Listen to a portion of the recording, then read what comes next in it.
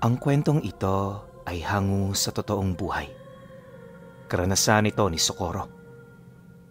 Taong 1960, Diadi, Nueva Vizcaya.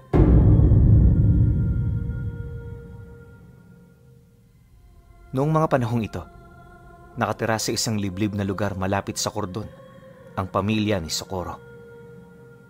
Sa lugar na yon, nagmamay-ari sila ng ekta-ektaryang lupain na ginagamit naman nila sa pagtatanim ng palay, mais at iba pang halamang mapagkukunan ng hanap buhay.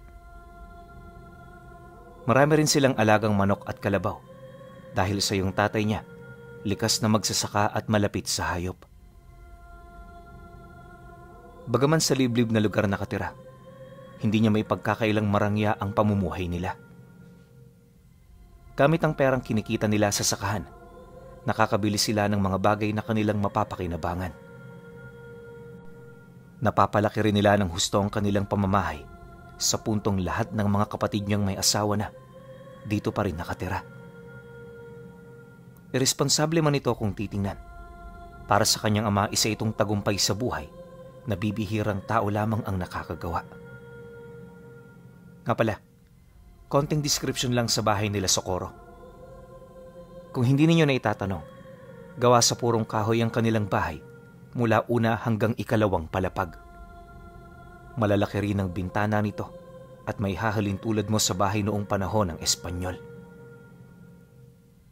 Dahil sa mataas ang ikalawang palapag, tanaw mula roon ang kabuuan ng kanilang pagmamay-aring sakahan. Madalas din doon ang pagsimoy ng malakas na hangin na nagdadala ng sariwa at preskong sensasyon. May malawak din silang bakuran sa paligid na pinamumuhayan ng mga puno ng goma, mangga at iba pang mapapakinabangang pananim. Dagdag pa ni Socorro na kahit malaki ang bahay nila, may mga pagkakataong nagsisiksikan pa sila rito dahil sa mga anak ng mga kapatid niyang may asawa. May mga alitan man minsan, dito sapat upang sila'y magkahiwa-hiwalay. Sa abot din ng kanyang pagkakatanda, nasa humigit 15 tao ang kasama niya ang naninirahan sa bahay. Sa loob ng humigit 2 dekada, nasaksihan niya ang iba't ibang hiwaga na hindi basta-bastang nakikita ng mga pangkaraniwan. Kaya yun naging posible ayon sa kanya ay dahil sa manggagamot ang kanilang padre de pamilya. Minsan kapag may iniinda ang iilan sa mga apo nito, yun palagi ang takbuhan. Nasanay sila sa ganon, kaya ni minsan hindi sumagi sa kanilang isip ang mga gagawin nila kung sakaling ang kanilang ama ang magkasakit. Bagaman paulit-ulit na nitong sinasabi na hindi panghabang buhay ang lakas nito, wala talagang nakikinig sa kanyang mga kapatid. Ang mas nakakabahala pa dun, Pinuno, marami na itong nasasagasa ang mga nilalang. Iba't ibang lahi ang nagkakaroon dito ng matinding galit sa puntong isumpa na nito ang kanilang pamilya. Yung iba namang nasasagasaan ng tatay niya, matyagang naghihintay sa panahon ng panghihina nito. At hindi nagtagal, dumating na nga ang kanilang ikinakatakot. Sa pagsapit ng taong ito, nasa edad 18 anyos pa lamang si Socorro. Yung tatay naman niya, edad 79 anyos na. Matanda na kung maituturing, kaya hindi maipagkakaila ang unti-unti nitong panghihina. Subalit sa kabila ng ganun nitong kalagayan, nanatili silang kumpiyansa, gawa nga ng nakakagamot pa rin naman ito. Sa paglipas ng mga araw, nagpatuloy ang trabaho nila sa sakahan hanggang sa napansin na lamang nila ang madalas nitong pananatili sa bahay nila. Bibihira na rin yun kung maglibot sa lupain, indikasyon na meron itong iniindang problema sa kalusugan. Nang mapagtanto naman ni Socorro ang tungkol dito, agad naman siyang humanap ng paraan para lumiban sa trabaho upang makausap ito ng personal. Alam niya kasing tanging siya lamang ang pinakikinggan nito dahil siya ang pinakamalapit na anak ng tatay niya. Isang araw, pagtungtong ng 1:00 ng hapon, pasimpleng tumakas si Socorro sa palayan. Nataon kasi noong gapasan na ng mais, kaya na may abala ang kanyang mga kapatid. Inaasahan din niyang hindi siya nito basta-bastang mapapansin, kaya para sa kanya, yon ang perpektong pagkakataon para kausapin ang kanyang ama. Pagdating naman niya noon sa kanilang tahanan, tumambad sa kanya ang nanay niya na nagluluto ng lugaw. May mga halo itong karne at gulay, kaya alam na niya kung sino ang kakain nito. Pagpasok naman niya sa loob ng silid, nakita niya ang tatay niya na nakahiga habang nakapikit ang mata. May hawak-hawak din itong rosaryo at panayang pagbuka ng bibig nito. Dahil dito, marahan naman siya roong lumapit para maghintay. Kalaunan, matapos naman itong magdasal, may hinaho naman itong nagtanong na parabang kanina pa nito natunugan ang kanyang pagdating. Hindi ba anak, gapasan ngayon? Ba't umuwi ka? Bumalik ka na sa sakahan. Tumulong ka sa iyong mga kapatid. Huwag mo na akong alalahanin. Ayos lang ako. Pagkarinig naman niya sa sinabi nito, mas lalo naman siyang hindi roon nakumbinsi. Alam niya kasi sa kanyang sarili, hindi mabuti ang lagay ng kanilang padre de pamilya. Makalipas pa ang ilang minutong pakikipag-usap, pinilit niyang malaman ang kanyang gusto. Marami rin siyang inilahad ng mga bagay-bagay upang pagkatiwalaan siya nito. Alam ko naman, tay, ayaw niyo lang na makita ka namin sa ganyang kalagayan. Pinalaki mo kaming nakadepende sa'yo at nagpapasalamat kami dahil doon. Pero sana naman, turuan mo rin kaming mabuhay nang wala kayo. Hindi habang buhay nasa likod ka namin. Kasi, alam mo naman tay, di ba? Lahat may katapusan. Masakit mang sabihin pero maihahambing kita ngayon sa araw ng dapit hapon na malapit ng lumubog. Nang marinig naman ito ng kanyang ama, ramdam nito ang kanyang katapangan na sabihin ang mga ganoong kataga. Ni minsan kasi hindi nito sukat akalain na meron siyang isang anak na nakahandang maranasan ang sakit ng realidad. Dahil sa mga sinabi nito, naramdaman niya ang katapangan ni Socorro na walang kahit na sino sa mga anak niya ang nagtatangan. Maya-maya pa, nang makumbinsi na niya ito, dito na yung nagsimulang magbahagi ng mga bagay-bagay. Ayon sa kanyang ama, kaya natatakot itong ipakita sa mga anak niya ang kanyang panghihina ay dahil sa mga nilalang na naghihintay sa kanyang katapusan. Sa sandaling mawala siya, paniguradong mag-iiba ang buhay ng mga ito. Hindi rin malabong magkawatak-watak sila dahil sa dami ng mga banta. Mariin din itong inilahad na ang nais nitong mangyari bago yun pumanaw sa mundo ay ang magkaroon sila ng ligtas na buhay sa hinaharap.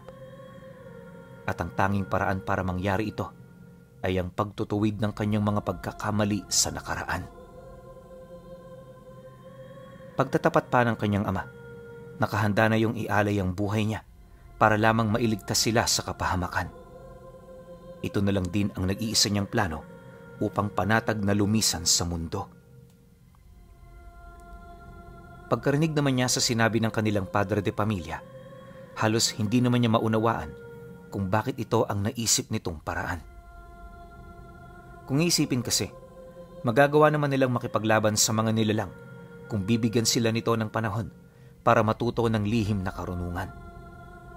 Mariin din niyang inilahad, di ito imposible, lalo na't dugo ng kanilang ama ang kanilang dinadala. Subalit nang marinig naman ito ang sinabi niya, hindi ito sumang-ayon. Ang naging dahilan nito, ayaw sila nitong isama sa hukay na minsan na niyang pinanggalingan. Paulit-ulit ding inilahad ng kanyang ama, walang dapat makaalam ng mga pinag-uusapan nila, maliban sa kanilang dalawa, sa kadahilanang kapag ginawa niya ito, hindi na nila yon makikita pa. Nang marinig naman ni Socorro ang banta ng tatay niya, tanging pagsang-ayon na lang din ang nagawa niya. Mahirap man itong tanggapin, ngunit sa mga sandaling yon, alam niyang ito ang pinakamagandang sagot na maibibigay niya. Kalaunan, nang wala na silang mapag-uusapan, Agad naman itong tumayo, kasabay ng pag-alis nito sa silid. Hindi na rin ito nagsalita pa, indikasyon na nasabi na nito ang lahat ng bagay na gusto niyang malaman. Maya-maya pa, nang mag-isa na lamang siya sa loob ng silid, maigi niyang pinagmasdan ng lahat ng gamit ng kanyang ama. Paglabas naman niya, nadatnan niya ito sa bakuran ng bahay, nakaupo, habang tulalang pinagmamasdan ang buong paligid. Kagaya ng inaasahan, muli niya itong nilapitan para kausapin, pero nanatili ng tikom ang bibig nito. Di nagtagal, nang mapagtanto niyang hindi na yun magsasalita, pinili na lamang niyang manahimik. 2 araw ang lumipas, ganun pa rin ang nangyari.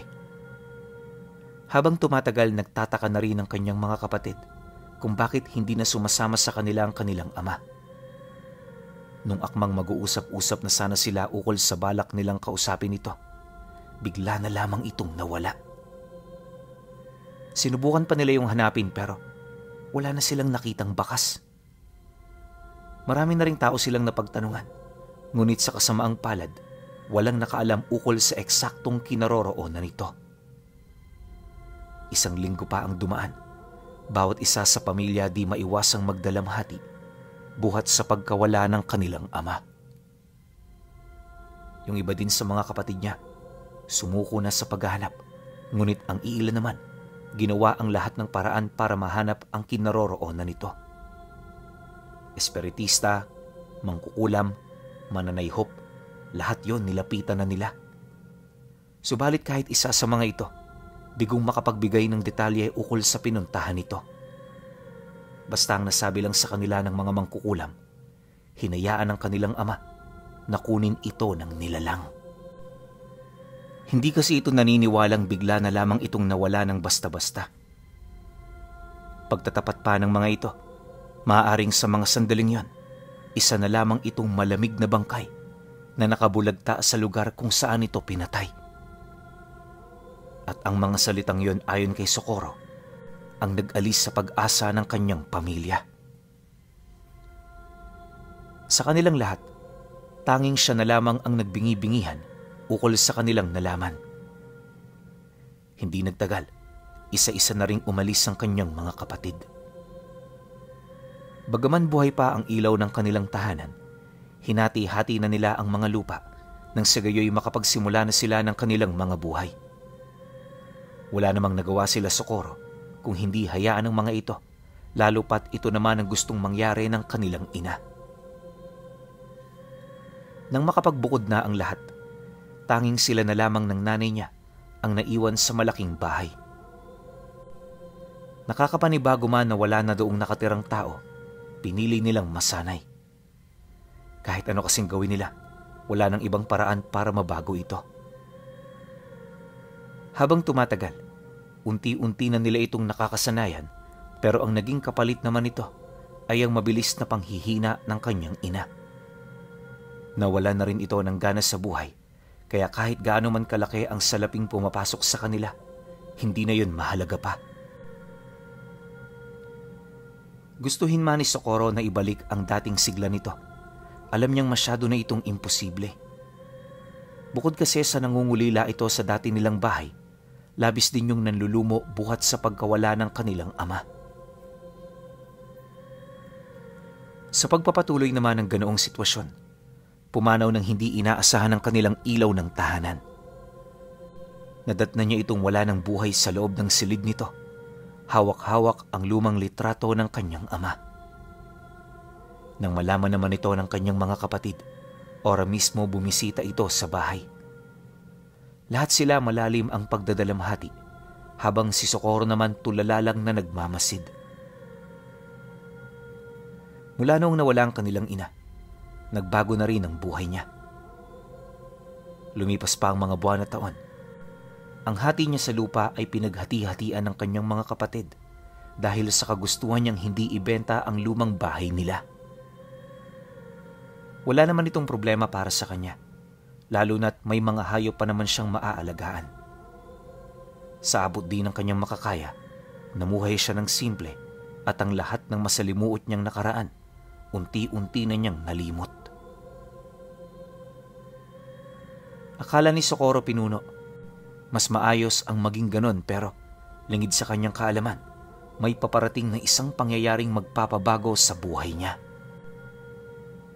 Disyembre ng taong 1962, nang may madiskubre siyang isang tagong pintuan sa ilalim ng silid ng kanyang mga magulang. Gawa ito sa purong semento at nakatago ito sa malalapad na kahoy na nagsisilbi nilang sahig. Kaya niya yun nadiskubre ay dahil sa hindi inaasahang pangyayari.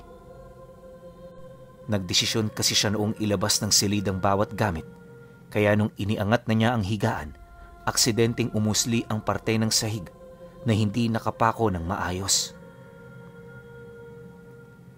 Noong una ipapako niya sana ito, pero pagsilip niya sa ilalim, napansin niyang hindi lupa at kahoy ang pinapatungan nito. Noong unang panahon kasi, para maging malamig ang buong bahay, kahoy ang ginagawang sahig.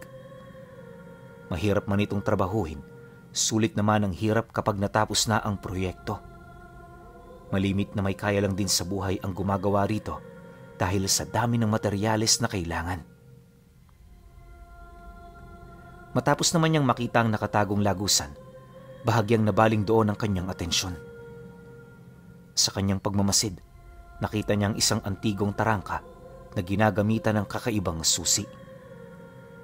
Dahil sa wala naman siyang kaide-ideya kung ano nakatago sa kabila nitong bahagi, matyaga niyang hinanap ang susing itinago ng tatay niya.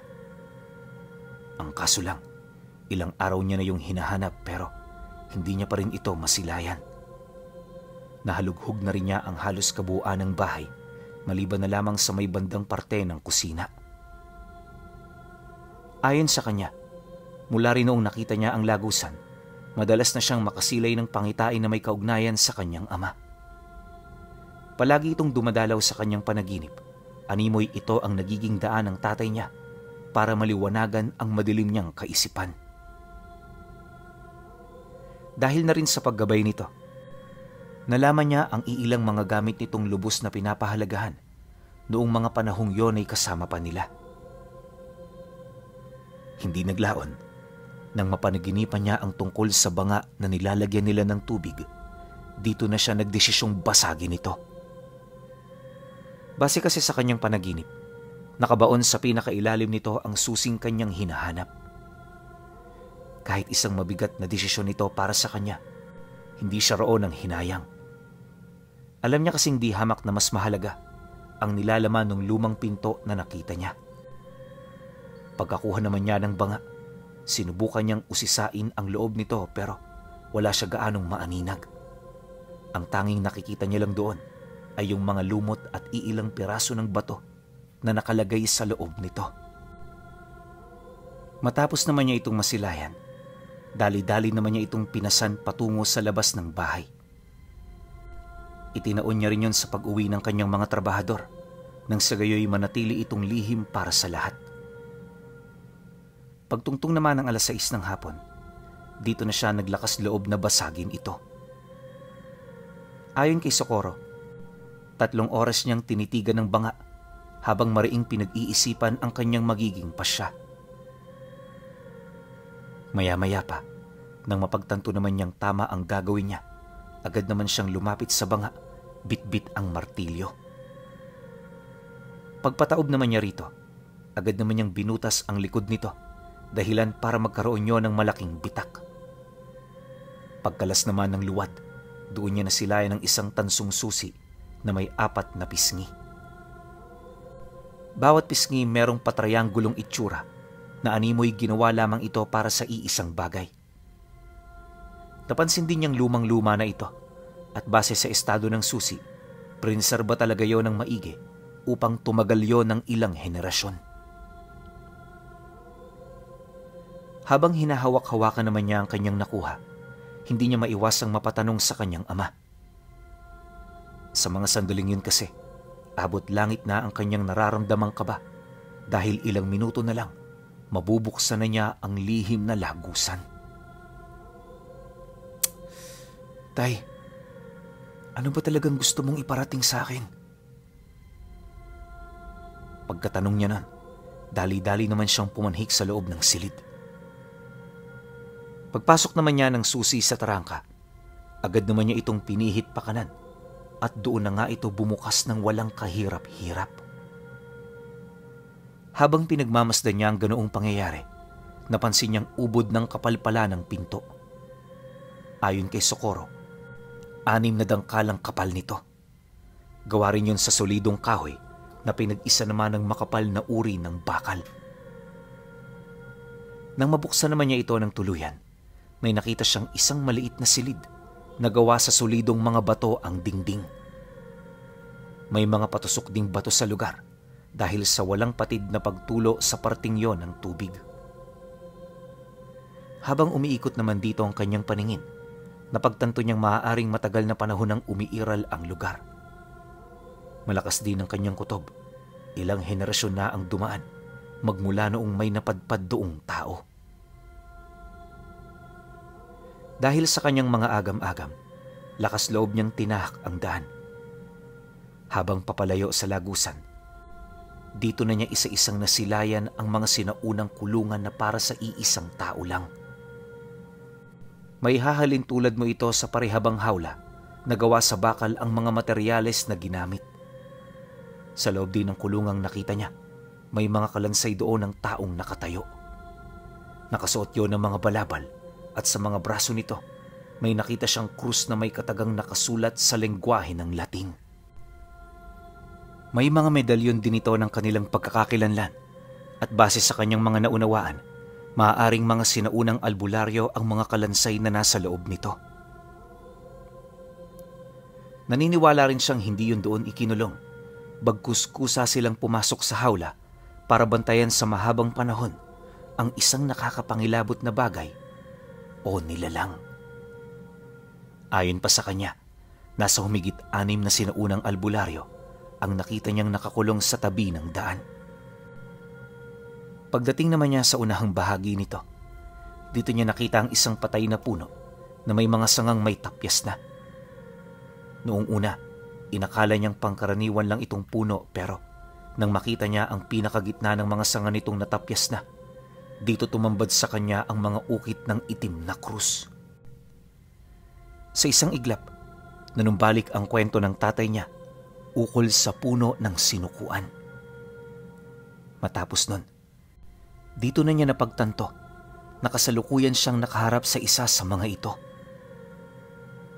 Nga pala, kung sa atin literal na baging ang sinukuan, sa lugar na yon kung saan siya nakarating, puno naman ang pinagmumula nito.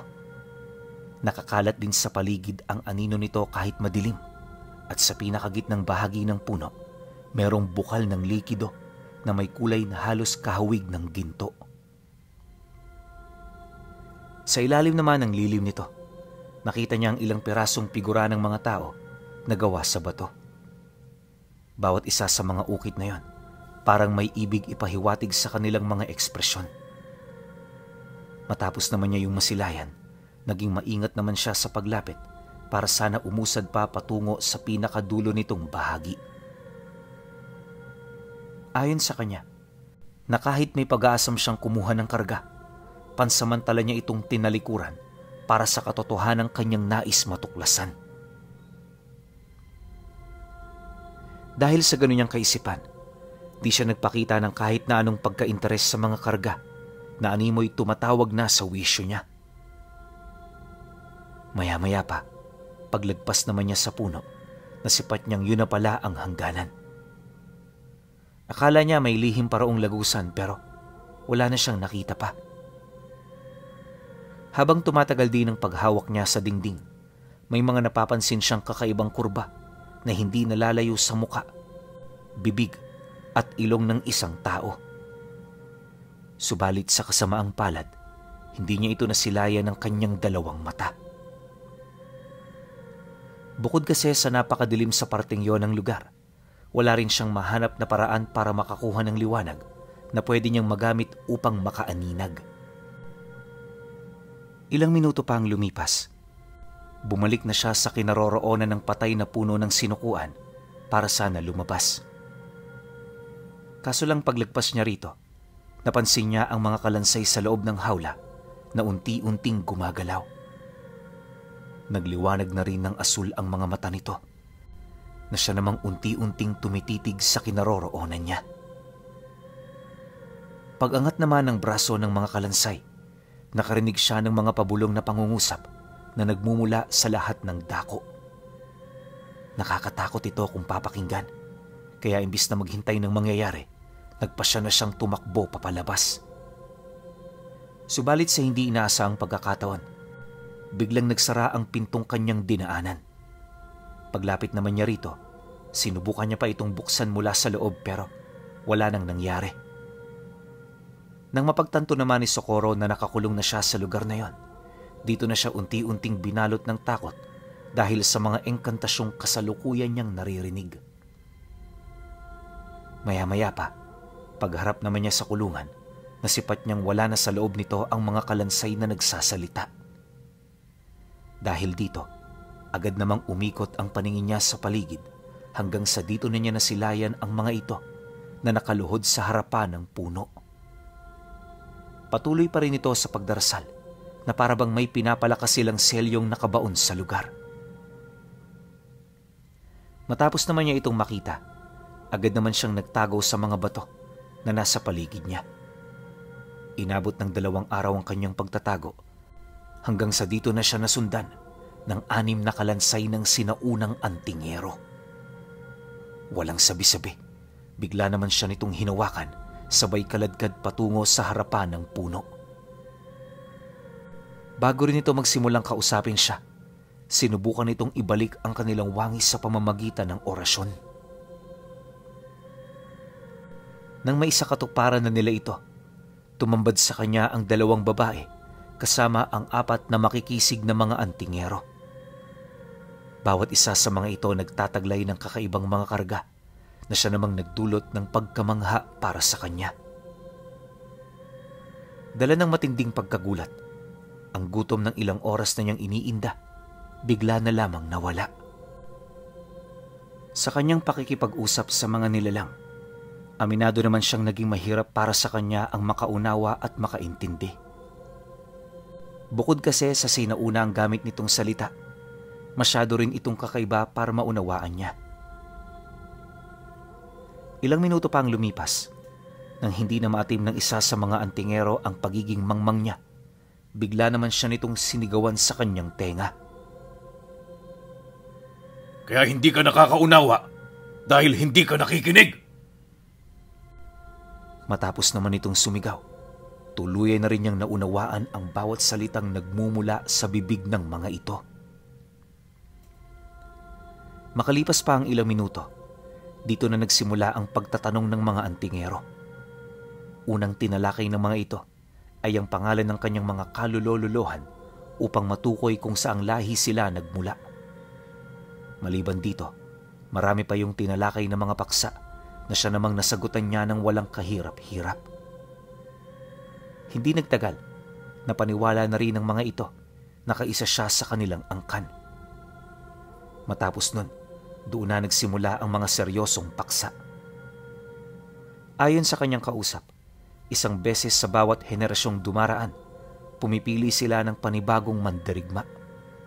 Isang mandirigmang papantay sa lakas ng mga mortal nilang kaaway. Dagdag pa nito na, kagaya ng kanyang ama, tatahakin din niya ang ganoong landas. Buong buhay niya makikipaglaban siya para sa kanyang sarili at pamilya. Mariin din itong inilahad na sa bawat henerasyong dumaan, ang pag-aasawa ang kalimitang kinabibiguan ng kanilang mga napili. Dahil sa ganoong maling desisyon, isang nakakapangilabot na kamatayan ang naghihintay sa kanilang pagtanda. Nabanggit din ito na kung hindi siya makikinig sa mga sasabihin nila, marahil kagaya ng kanyang ama, ganon din ang sasapitin niya. Sa loob ng ilang oras nilang pag-uusap, marami itong ibinahagi sa kanyang karunungan. Mga istoryang bibihirang tao lang ang nakakaalam at mga kwentong matagal nang nabura sa kasaysayan. Matapos nun, napansin niya ang muling pagsiseryoso ng mga antingero. Pagtungtong naman ng ika-4 na araw, bumukas na ang pintuan papalabas. Ayon sa kanya, para mabuhay sa loob nito ng walang pagkain, napilitan siyang uminom ng tubig mula sa mga patak galing sa kisame ng silid. Kumain din siya ng mga halaman doong nabubuhay upang mapunan niya ang kumakalam niyang sikmura. Pagsilay naman niya sa liwanag na nagmumula sa itaas, dali-dali naman siyang nagpaalam sa anim. Ngunit bago siya nito pinahintulutan, inabisuhan siya nitong kumuha ng kapirasong parte ng sinukuan at uminom sa bukal ng likido na matatagpuan sa ibabaw ng katawan nito. Nang marinig naman yon ni Socorro, dali-dali naman niya itong ginawa. Hindi na siya nag-isip ng kung ano. Gawa ng sa mga sandaling yon, iisang bagay na lamang ang nais niya at yon ay walang iba kundi ang makabalik sa bahay nila. Makalipas pa ang ilang minuto, nang matupad naman niya ang mga pinapagawa nito, nagmamadali naman siyang tumakbo patungo sa pinto. Paglabas naman niya rito, may narinig siyang mga kataga bago ito tuluyang sumara. Mula sa araw na ito, Socorro, handa ka na. Sa mga susunod na araw, merong paparating na panganib. Tatagan mo ang iyong loob para hindi ka makagawa ng pasyang maghahatid sa iyo sa kapahamakan. Nandito lang kami palagi kung sakaling kailangan mo ng tulong. Pagkasambit naman ng antingero ng mga kataga, parang bulang naglaho ang tinig nito. Pagsarado naman ng pinto, nakita niyang bumagsak sa sahig ang susi, dahilan para pulutin niya ito upang itago. Pagdating naman niya sa silid, dali-dali naman niya itong isinara. Binalik din niya ang mga kagamitang kinuha niya mula roon upang walang magduda kung sakali mang may bisita siyang pumunta. Sa paglabas naman niya ng bahay, napansin niyang parang marami nang nagbago sa lugar. Hindi niya mawari pero sa loob ng 4 na araw, tila bang maraming damo na ang tumubo sa bakuran ng bahay niya. Wala na rin siya roong nakitang mga tauhan, dahilan para karamihan sa mga gamit at pananim masira na ng tuluyan. May mga napansin na rin siyang malalaking bahay di kalayuan sa tahanan nila na siya namang labis niyang ipinagtaka. Sa puntong yon, unti-unti siyang napaharap sa kanyang tahanan hanggang sa tumambad sa kanya ang sira-sira na nitong itsura. Ang ikalawang palapag nito, halos nabura na ng tuluyan, tapos ang unang palapag naman, medyo tabingi na dahil sa pagkabuwal ng iilan sa mga haligi. Pagsilay naman niya sa ganoong estado ng kanilang bahay, nagmamadali naman siyang naglakad patungo sa baryo. Nang makarating naman siya rito, tumambad sa kanya ang maunlad na pamumuhay sa baryo. Kakaiba rin ang bawat kasuotan ng mga tao roon na siya namang naging sanhi upang magpasya siyang puntahan ang bahay ng kanyang mga kapatid. Upang masiguro namang mapagkakatiwalaan niya ang kanyang makakausap, pinili niyang bisitahin ang kapatid niyang pinakamalapit sa kanya. At yun ay walang iba, kundi si Protasio na pinakabunso nila. Kung hindi nagkakamali itong si Socorro, nakatira ang bunso niyang kapatid sa bahay ng sumunod sa kanya. Pero pagdating niya doon, may nagsabi sa kanya roong lalaki na matagal na umano itong nag-asawa. Ipinagtaka naman yun ni Socorro, gawa ng paano mag-aasawa ang kapatid niyang yun, gayong nasa edad 12 anyos pa lang ito. Gayunpaman, sa kabila ng kanyang mga narinig, pinili niya pa rin doong magtiwala hanggang sa marating na niya ang dulong parte ng lupain nila. Di kalayuan sa isang bundok, may nakita siyang bahay kubo, nakakasya lamang ang 6 katao. Malawak din ang bakuran nito, tapos may iilan siyang nakikita roong mga bata. Paglapit naman niya sa lugar, unang sumalubong sa kanya ay ang 3 asong halos kasing laki na ng matandang kambing. Siyempre, dahil sa hindi naman takot noon si Socorro sa mga ganoong hayop, hindi siya kumaripas ng takbo papalayo. Ang ginawa niya, nanatili lang siya sa kinatatayuan niya hanggang sa napansin na siya ng padre de pamilyang namamahala sa tahanang kanyang nakita. Pagharap naman nilang dalawa, agad naman niyang napansin sa mukha nito ang maamong mukha ng kanyang batang kapatid. Protasio? Ikaw ba yan? Nang marinig naman ni Protasio ang tanong niya, agad namang bumakas sa mukha nito ang matinding pagkagulat. Pagtango naman ito, agad naman niya itong sinundan ng katanungan para lamang magkaroon ng ideya sa eksaktong taon noong mismong araw na yon. Dahil dito, agad naman itong inilahad sa kanya ang kanyang mga nais malaman. Pagkarinig naman niya sa salaysay ng kanyang kapatid, napagtanto niyang 27 taon na pala ang nakakaraan magmula noong pumasok siya sa loob ng silid na kanyang natuklasan. Matapos naman itong mabanggit ng kanyang kapatid, agad naman yung nagtanong sa kanya kung sino siya at kung bakit niya ito kilala. Ngunit sa halip na sumagot, pinili na lamang niyang humingi na muna ng tubig para makapag-isip ng tama. Duman pa ang kalahating oras ng kanilang pag-uusap, lakas loob niyang ipinagtapat kung sino siya. Inilahad din niya ang mga pinagdaanan niya at kung papaano siya nakatawid sa ganoong kahabang panahon. Nabanggit din niya ang tungkol sa kanyang mga kapatid na siya namang ipinanglumo ni Protasio. Hayaan mo na ang mga yun, kuya. Alam mo ba, nung nawala kayong tatlo, wala na rin kaming paramdam sa bawat isa. Tama ang sabi ng mga matatanda na kapag namatay na ang mga magulang, yun na rin ang katapusan ng lahat ng magagandang alaala. Kaya ako tumira sa ganito kalayo dahil galit ako sa kanila. Karamihan sa ating mga kapatid, yumakap sa itim na aral. Matagal din kitang hinanap, kuya. Pero, kagaya ka rin ni Papa na bigla na lang nawala. Matapos naman itong mailahad ang sarili nitong saloobin, hindi nito maiwasang magtanong sa kanya ukol sa kung bakit siya nanatili sa ganoong edad. Ni hindi nga ito makapaniwala na nakikipag-usap ito sa batang kapatid niya. Dagdag pa nito na, kahit anong gawin itong pagsisinungaling sa kanyang mga nakikita, sadyang hindi niya maipagkakaila ang katotohanang sinabi ng kanyang mga mata. Mariin din itong inilahad na kung totoo man ang nangyari sa kanya, labis-labis pa rin yung nagpapasalamat sa may likha dahil binigyan pa sila nito ng pagkakataon para muling magkita. Sa pagpapatuloy ng kanilang pag-uusap, nalaman niyang ang tatlo niyang kapatid na lalaki ang kasalukuyang naghahari sa mga nilalang na naninirahan sa bayan at karatig baryo nito. Napag-alaman din niyang tuluyan na nitong niyakap ang kapangyarihan ng isang gabunan, kaya hindi na niya hinangad pang kausapin ito sa pagbabakasakaling magbago ang pananaw nito sa buhay.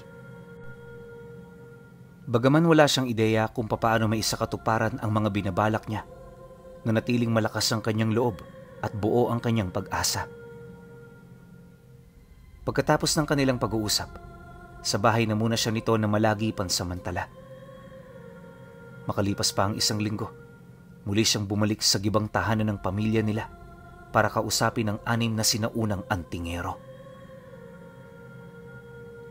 Sa puntong yon, nagtagal lang siya doon ng ilang segundo dahil sa alam niyang iba ang takbo ng oras sa lugar. Matapos naman itong masagot ang kanyang mga katanungan, dali-dali naman siyang bumalik para simula ng kanyang pagsasanay. Nalaman niya kasing ang ininom niyang dagta mula sa puno ng sinukuan ay isang likidong mutya na nagbibigay kapangyarihan sa sinumang makalasap nito. Base rin sa bilin ng mga sinaunang antingero, yon ang ginamit nila para magkaroon ng buhay kahit minsan na silang humarap sa Diyos ng kamatayan. Kaya naman nila ito nagawa ay para mabigyan ng gabay ang sinumang kalahi nila na nakatalagang pumasok sa pintuan ng panahon. Ito ang tadhanang sinabi namin sa iyo, Socorro. Pasensya ka na, hindi ka na nakabalik kaagad. Malayo-layo ang panahong nilundag mo, kaya kailangan mong bumawi sa kanila. Gayunpaman, wala kang dapat maging pagsisisi sa buhay. Tandaan mo, lahat ng mga nangyayari, kagustuhan ito ng ating mga sarili. Marahil isipin mong biktima sila, ngunit wala ka nang magagawa pa para mailigtas ang kanilang mga kaluluwa. Gawin mo ang nararapat. Tatagan mo ang iyong loob. Matapos naman itong mailahad ng sinaunang antingero, agad na sumarado ang pinto. Pagbalik niya sa itaas, nagulat siya nang mapagtanto niyang 3 araw na pala ang lumipas.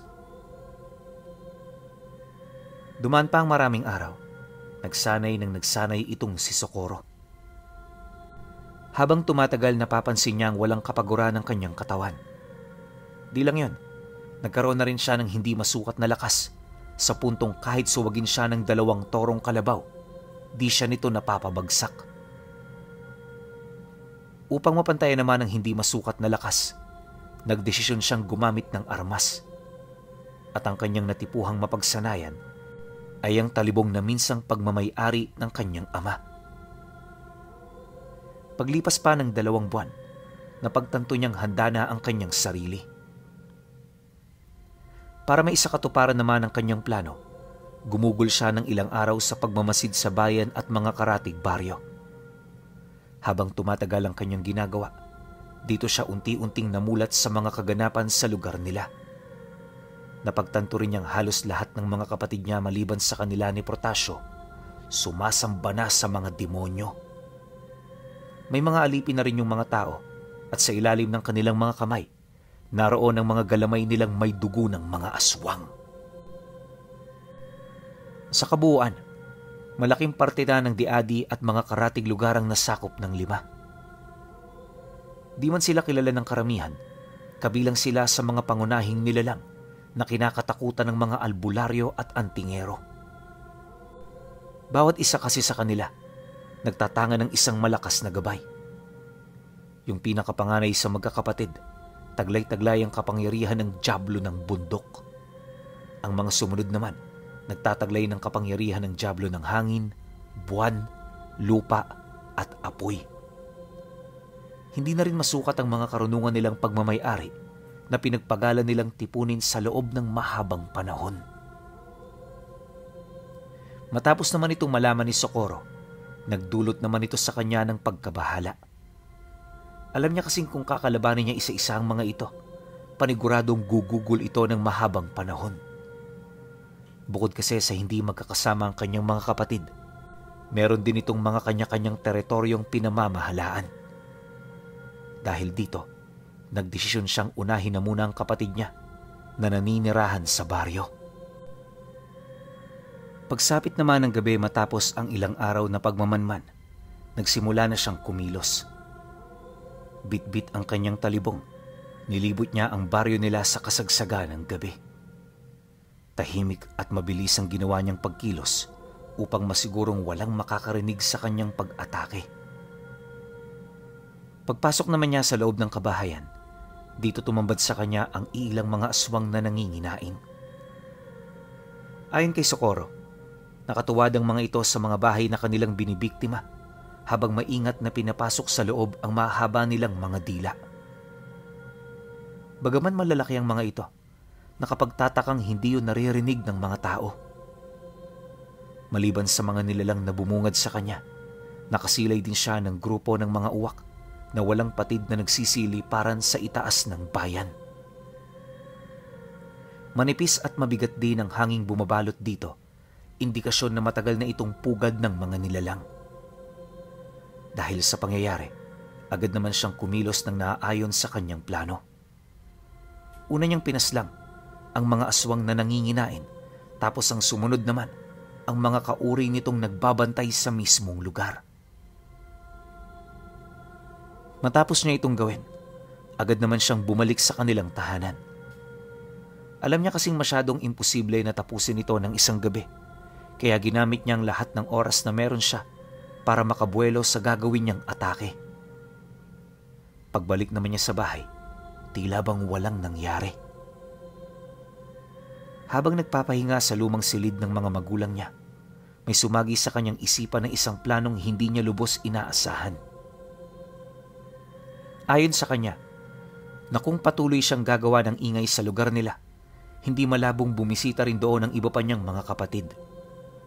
Sa ganoong paraan, malilipol niya ito ng sama-sama na hindi niya kailangang maglakbay sa iba't ibang lugar. Dagdag pa ni Socorro na mas madali nga ang ganoong plano, kaya ora mismo pinalitan niya ang naunang ideya na sumagi sa isip niya.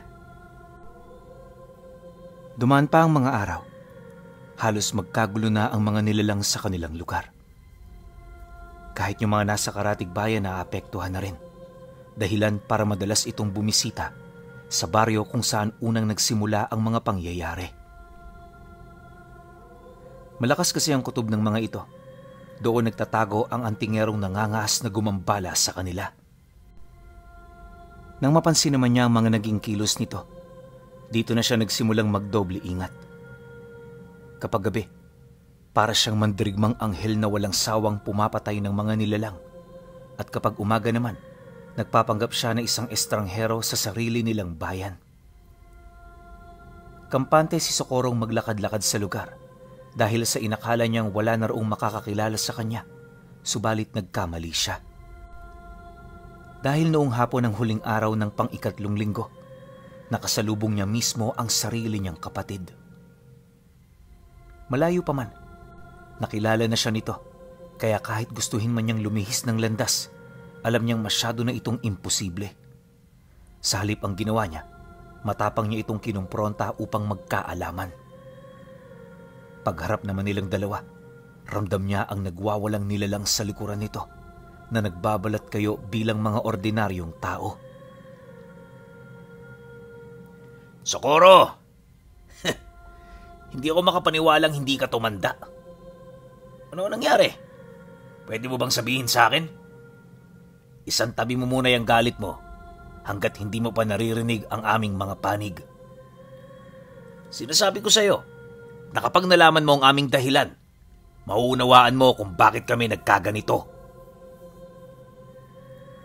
Nang marinig naman niya ang sinabi nito, napakunot lang naman siya ng noo habang sumasagot ng, "Hindi na kailangan, kuya.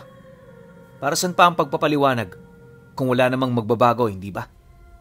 Tsaka, dahil dyan sa ginawa ninyo, nasisiguro kong ikinakahiya kayo ni Itay at ni Protasio.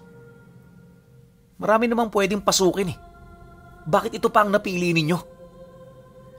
Kaya hindi nyo rin talaga ako masisisi kung ang tinahak kong landas ay ang pagsalansang sa mga kagustuhan ninyo." Matapos naman niya itong mailahad, dahan-dahan naman siyang naglakad papalayo. Subalit, paglagpas niya ng ilang metro sa kinaroroonan ng kapatid niya, bigla siyang natigilan nang marinig niya itong sumigaw.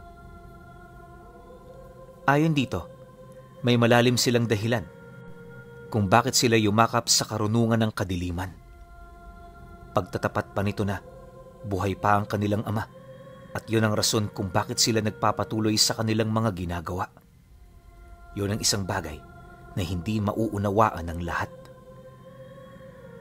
Dagdag pa nito na, ang pagmamahalang nag-udyok sa kanila para maging mga mukha ng kadiliman. Mariin din itong inilahad. Wala silang ibang nais, kundi ang mapanatiling buhay ang kanilang padre de pamilya. Matapos naman itong mailahad sa kanya ang mga bagay-bagay, nabanggit din ito sa kanyang tungkol sa kapatid niyang kasalukuyang nangangalaga sa kanilang padre de pamilya.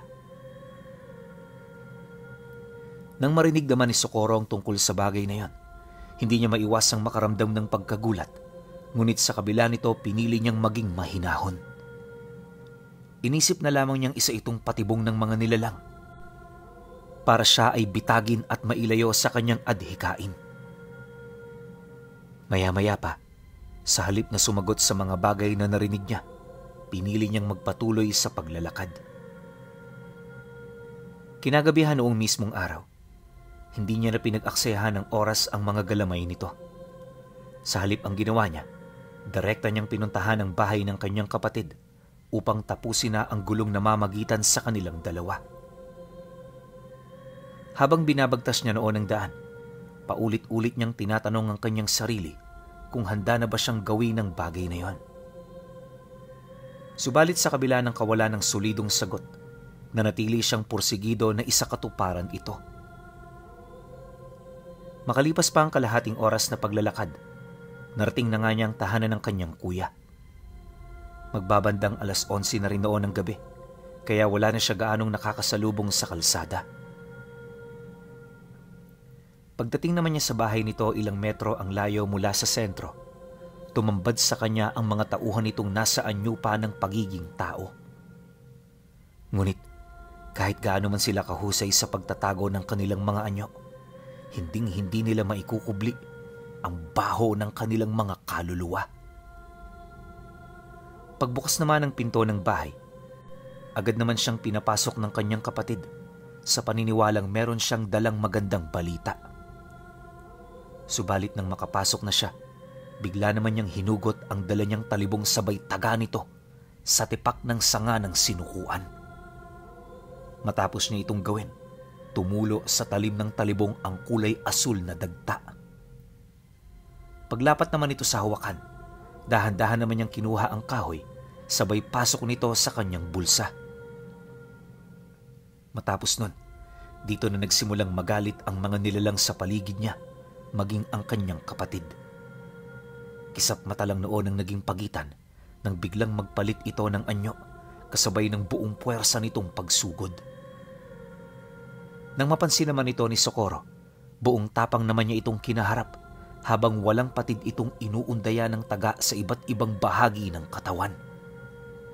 Bawat nilalang na tinatamaan ng talim ng kanyang sandata, mabilis na nilalamon ng apoy hanggang sa maagnas na ang buong katawan nito. Di lang yan, nagiging santel mo rin ang kanilang mga kaluluwa na mabilis na bumabaon sa karimlan ng lupa. Dahil sa pangyayari, dito na pagtanto ng kanyang kapatid kung gaano kapanganib ang tangan niyang sandata. Habang tumatagal, mas lalo rin itong napapansin ang pagbaba ng bilang ng kanyang mga tauhan, dahilan para makipag-usap na yun sa kanya. Ang kaso lang, sa halip na makinig si Socorro, ipinagpatuloy niya ang kanyang ginagawa hanggang sa matutukan na niya ito ng kanyang sandata. Kuya, ba't hindi mo ilabas ang gabay mo? Natatakot ka ba? Hindi ka lalaban? Pwes, tatapusin na kita. Pagkasambit naman niya ng mga kataga, matapang niya itong pinugutan ng ulo. Nang gawin niya ito, sinigurado niyang nakapikit siya upang hindi niya makita ang mukha nito na unti-unting nawawala ng hininga. Pagkaagnas naman ng kanyang kapatid, agad naman niyang nilisan ng lugar. Nag-iwan din siya roon ng isang mensahe ukol sa mga kapatid niyang tutungo roon. Nasisiguro niya kasing bibisita ang mga ito, lalo na kung malaman itong pumanaw na ang nakatatandang kapatid nila. Matapos naman niya yung gawin, dali-dali naman siyang bumalik ng bahay. Bago siya magpahinga, tiningnan niya ang bawat lugar na pinamumunuan ng natitira niyang mga kapatid. Habang pinagmamasdan niya ito, hindi niya maiwasang isipin ang mga katagang iniwan niya sa liham sa kadahilanang maaaring yun na ang huling pagkakataon na sila'y magkita-kita. Nagpasya rin siyang papuntahin ito sa bahay na pinagtitirhan niya para doon natapusin ang lahat ng kanilang mga problema. Ayon kay Socorro, pinag-isipan niya ito ng mabuti, gawa ng aminado siyang parang dinudurog din ang kanyang puso sa sandaling nakikita niya ang kinahantungan ng bawat miyembro ng kanilang pamilya. Dagdag pa niya na, kung maaari lang itong takasan, baka ginawa na niya. Kaso lang, obligado talaga siyang gawin ito para sa kaligtasan ng nakararami. Sa paglipas pa ng mga araw, naging matyaga siya sa paghihintay. Hindi nagtagal, dito na niya pa isa-isang napansin ang mga tagapagmasid nitong mga nilalang. Alinsunod sa plano, hindi niya piniling gambalain ang mga ito. Sa halip, madalas ang kanyang pagpapakita sa nilalang para makumpirma ng mga ito na naroon nga siya. Pagtungtong naman ng 9 na araw, naramdaman na niya ang presensya ng kanyang mga kapatid. Dahil dito, Nagdulot naman ito sa kanya ng matinding kaba at pag-aalala. Hindi niya kasi lubusang maisip na makita niya ang mga ito sa ganoong estado.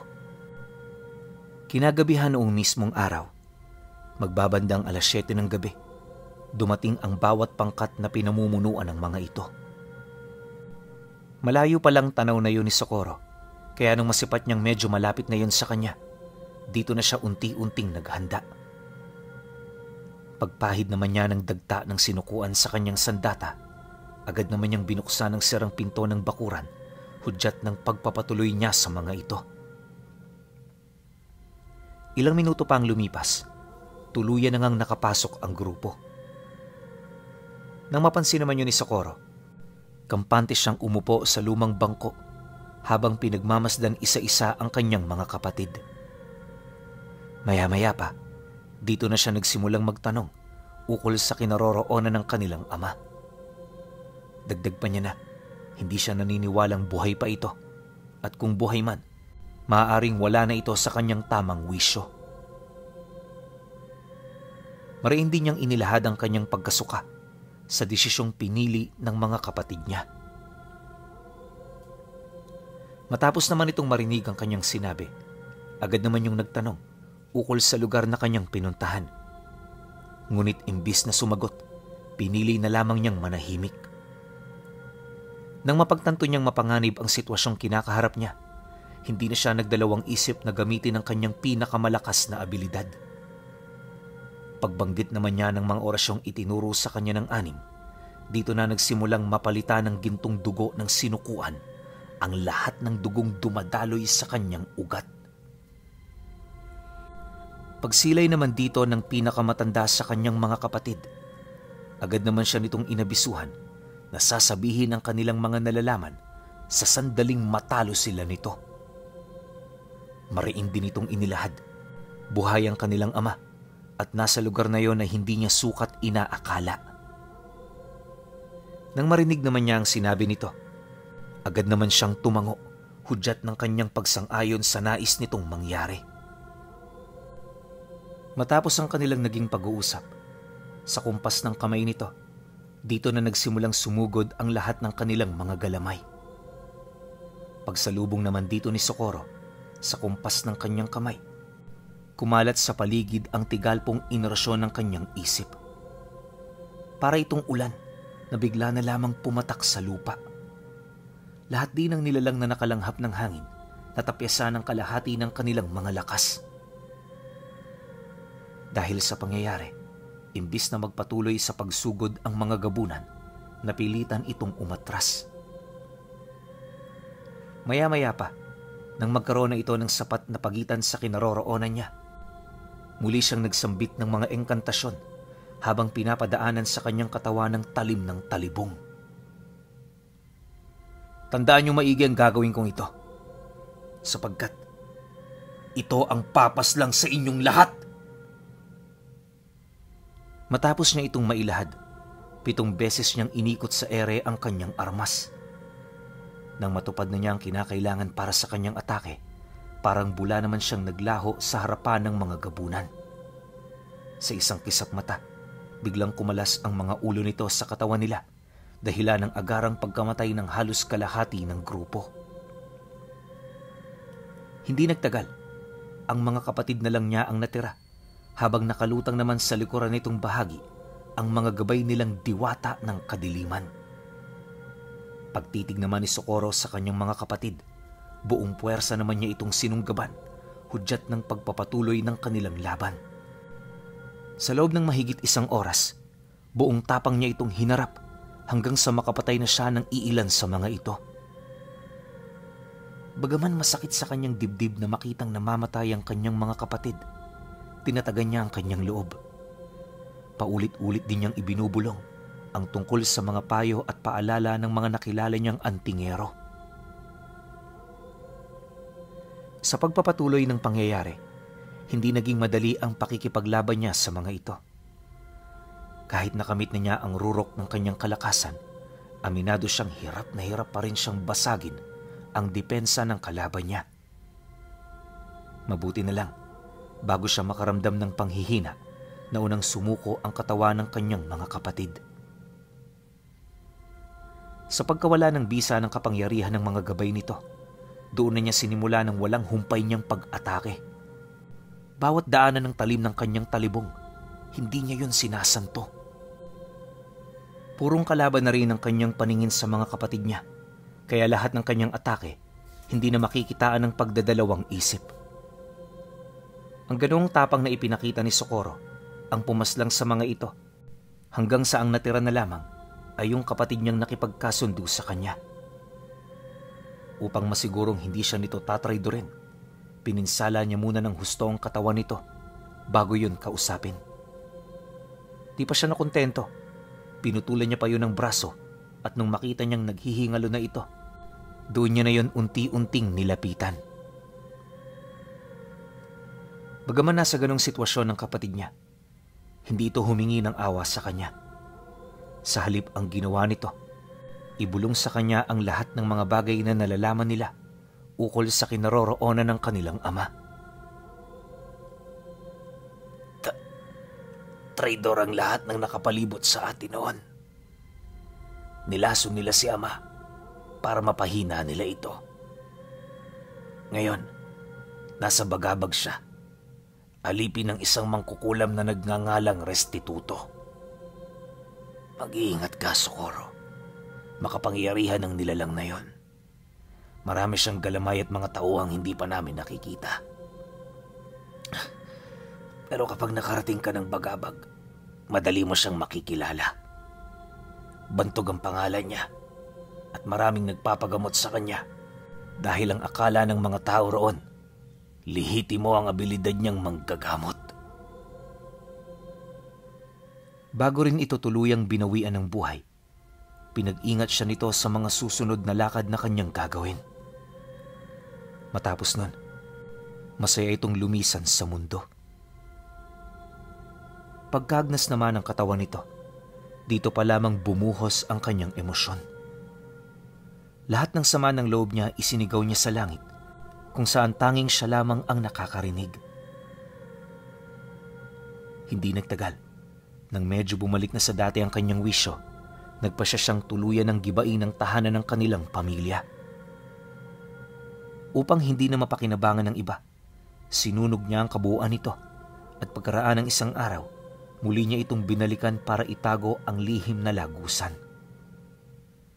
Nang maisakatuparan na niya ang kanyang nais, nagpasya na siyang simula ng kanyang paglalakbay patungong bagabag.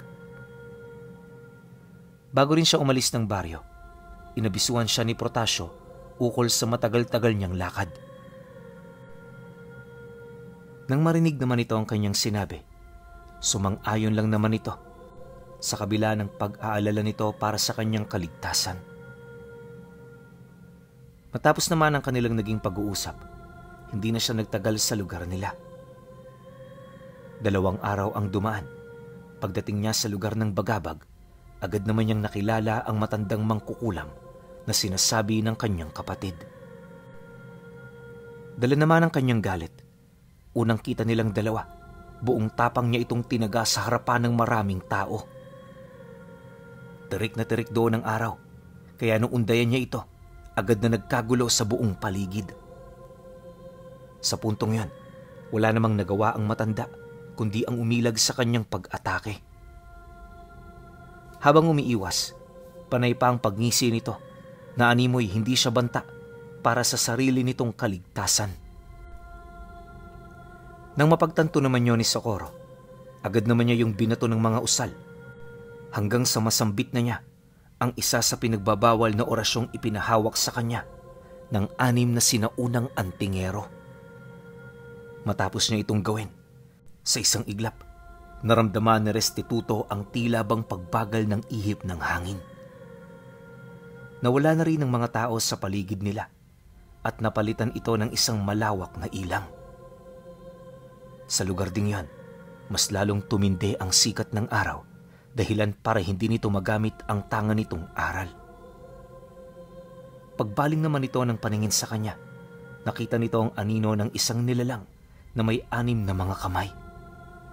Bawat isa sa mga galamay nito may tangan-tangang matatalas na sandata kung saan ang tatlo nito nakatarak na sa likod niya. Pagsilay naman doon na restituto, hindi naman ito maiwasang sigawan siya habang paulit-ulit siya nitong pinagmumumura.